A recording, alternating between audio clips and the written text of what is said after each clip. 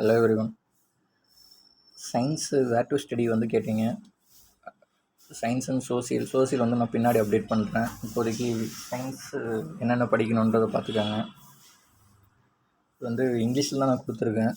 So Tamil மீடியமும் நான் சொல்கிறது அப்படியே புக்கில் எடுத்து வச்சு குறிச்சிக்கோங்க. ஃபஸ்ட்டு டென்த்தில் வந்து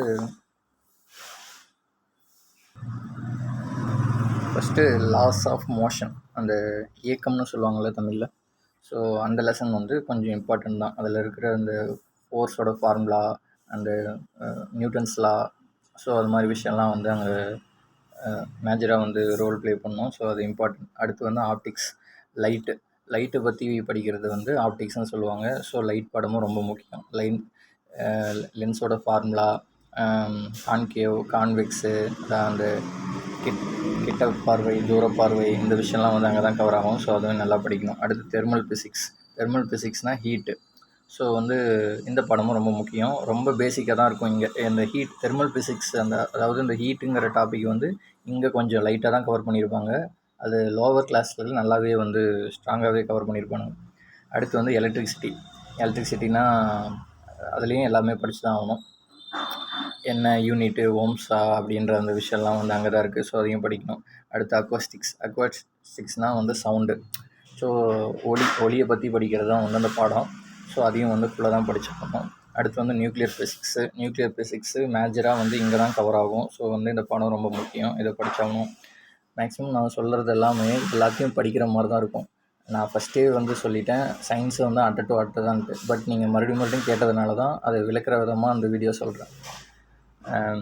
என்னென்னா, நீங்கள் எல்லாத்தையும் சொல்கிறீங்க, அதுக்கு எல்லாத்தையும் அப்படியே படிச்சுட்டு போங்கன்னு சொல்லிடலாமே, எதுக்கு இந்த வீடியோன்றதெல்லாம் கேட்காதீங்க.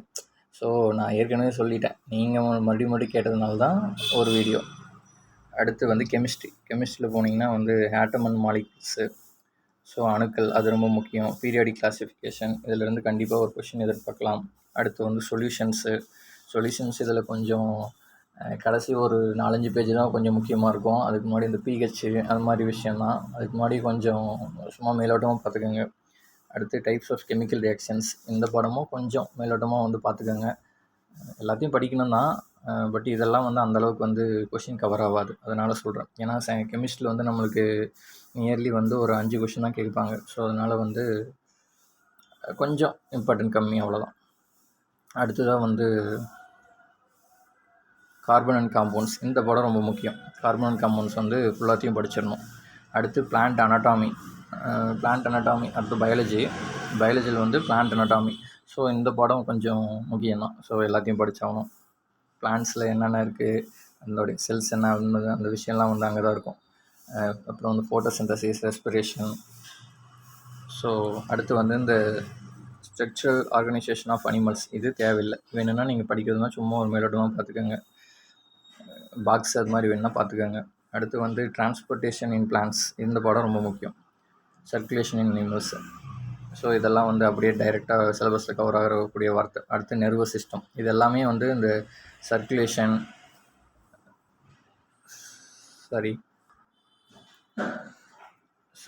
அதாவது ஹார்ட்டை பற்றி படிக்கிறது. ஸோ இந்த நர்வஸ் சிஸ்டம், ஹார்மோன்ஸு, ரீப்ரொடக்ஷன், இது எல்லாமே வந்து பேசிக்காக நம்ம ஹியூமன்ஸை பற்றி படிக்கிறது.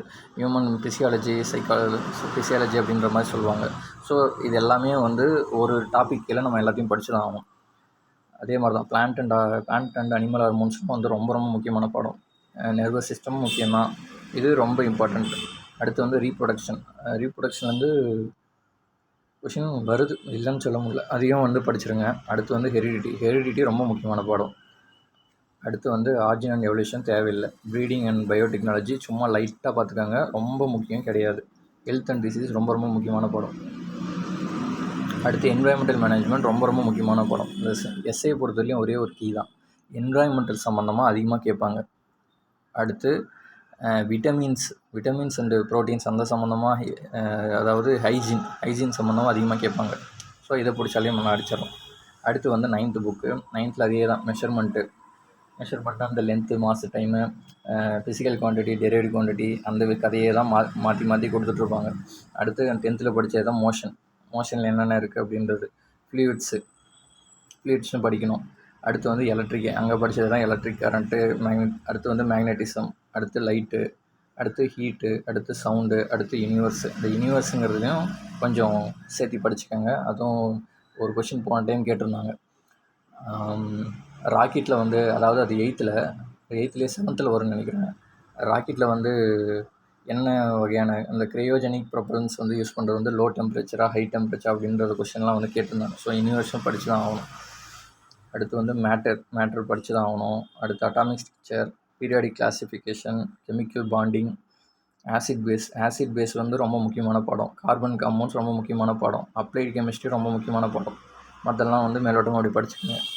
அடுத்து அனிமல் கிங்டம், இது சும்மா மேலோட்டமாக பார்த்துக்கோங்க, ரொம்ப முக்கியமான பாடம் கிடையாது. அடுத்து ஆர்கனைசர், டிஷ்யூ வந்து கொஞ்சம் டெப்த்தாகவே படிச்சுக்கோங்க, நல்ல இம்பார்ட்டன்ட் பாடம் தான். அடுத்து வந்து பிளான்ட் சைக்காலஜி, ஆர்கன் சிஸ்டம் இன் அனிமல்ஸ், நியூட்ரிஷன் ரொம்ப முக்கியமான பாடம். மைக்ரோப்ஸும் ரொம்ப முக்கியமான பாடம் தான். ரொம்ப டெக்னிக்கல் வேர்டாக இருக்கும், படிக்கிறது கொஞ்சம் கஷ்டமாக இருக்கும், அதை கொஞ்சம் சேர்த்து படிச்சுக்கோங்க. அடுத்து வந்து எக்கனாமிக்கல் பயாலஜி, இது கொஞ்சம் ரொம்ப இம்பார்ட்டன்ட் சொல்லிட முடியாது, சும்மா ஒரு மேலோட்டமாக பார்த்துக்கோங்க. என்விரான்மெண்டல் சயின்ஸ் முக்கியமான பாடம், அதுக்கப்புறமா வந்து தேவையில்லை. அடுத்து வந்து 8th, அதே measurement, force, light, heat, electricity, sound, magnetism, அதே யூனிவர்ஸு. முடிஞ்சிங்களா? அப்போ இது எல்லாத்தையுமே படித்து தான் ஆகணும். அடுத்து வந்து மேட்டர், சேஞ்ச் அரவுண்ட் அஸ், இது கொஞ்சம் முக்கியமான பாடம், பார்த்துக்கோங்க. ஏன்னா வந்து போலீஸ் கொஷினில் வந்து ஒரு ஆப்பிளில் வந்து என்ன ஆசிட் சம்திங் ஏதோ ஒரு கொஷின் கேட்டிருந்தாங்க. அதெல்லாம் வந்து இந்த சேஞ்சஸ் அரவுண்ட் அஸ்ன்னு தான் கேட்டிருந்தாங்க. நான் பார்த்துட்டு வேணா சொல்கிறேன். அடுத்து air, atomic structure, water, acid base முக்கியமான பாடம். கெமிஸ்ட்ரி இன் எவ்ரிடே முக்கியமான பாடம். அடுத்ததாக பயாலஜியில் வந்தீங்கன்னா மைக்ரோ ஆர்கானிசம்ஸ் முக்கியமான பாடம். Plant kingdom, organisation in life, movement in animals போன டைம் எஸ்ஐயில் இது கேட்டிருந்தாங்க. ஸ்னேக் வந்து என்ன வகையான மூமெண்ட்டு, ஸ்லதரிங் மூமெண்ட்டா அப்படின்ற மாதிரி கேட்டிருந்தாங்க. ஸோ அது இந்த படம் தான். அடுத்து வந்து ரீச்சிங் த ஏஜ் ஆஃப் அடால்சன்ஸ், அதாவது வந்து இந்த பியூபர்ட்டி ஏஜை வந்து அடைகிறாங்கள, அவங்க என்னென்ன சேஞ்சஸ் வருது, என்னென்ன ஹார்மோன்ஸ் வருது, ஸோ அந்த மாதிரி விஷயம்லாம் வந்து கவர் ஆகும், அதை பார்த்துக்கோங்க. கிராப் ப்ரொடக்ஷன் மேனேஜ்மெண்ட், இது கொஞ்சம் லெஸ் இம்பார்ட்டன்ட் தான், சும்மா ஒரு டைம் பார்த்துக்கோங்க.